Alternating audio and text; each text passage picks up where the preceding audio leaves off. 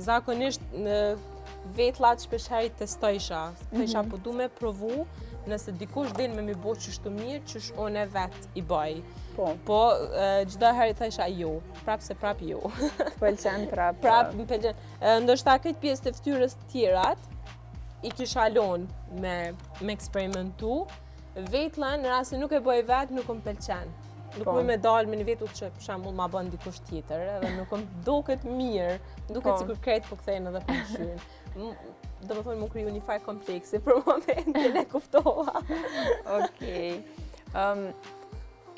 Cili ka qenë ose mbetet një prej momenteve më të veçanta për ty në këtë rrugtimin tënd, qoftë me grim që ke fillu tash, qoftë me prezencën tënde në rrjetet sociale? Kisha thonë prezenca në rrjetet sociale, se në fillim kur kam vendosur me postu, nuk është që kam mendu që ka me pas që ka shumë review të mira, apo edhe që kam arrit deri në një masë ku kam u pëlqy shumë për njerëzve. Kisha me thonë pjesa e patjetër TikTokut, amo edhe pjesa me make-upit që realizoj edhe po të mendoj me pas një studio teme, më duket një prej aty në arsyeve që është për ma të mirave që muna dhe i sot me i vequ.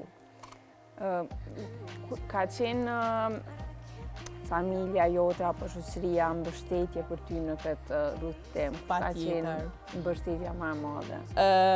Patjetër, familja, burri, patjetër, po s'kisha mujt me nda për këty në njerëzve që më kanë përkrati për shumë, nështë duket pak lishe shepja jeme.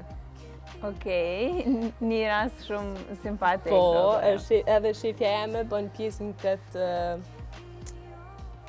grupin e njerëzve që më kanë përkra për i fillimit, madje kur unë kam vendos me postu në TikTok, familja jeme nuk është që e kanë ditë atë rëndësinë e TikTokut një herë apo din, por burri jem edhe Linda, shefja jeme, çdo herë më kanë thonë po, pse jo, adin ti mundesh se ki si prirje, këtë pjesën edhe të folurit shlirë para kamerës, është pak edhe...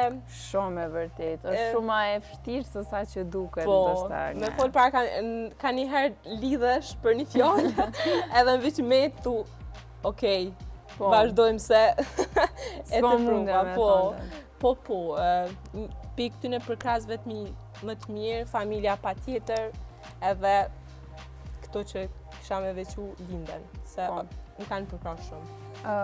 Prezenca në rrjetet sociale, cilën do platformë qofte, sidomos në TikTok, për shkak që tash është një prej platformave më të përdorura dhe është shumë atraktive me përdorë se sa platformat e tjera dhe tash gjithë cilën herë më shumë po shohim krijues që janë të fokusuar në atë platformë.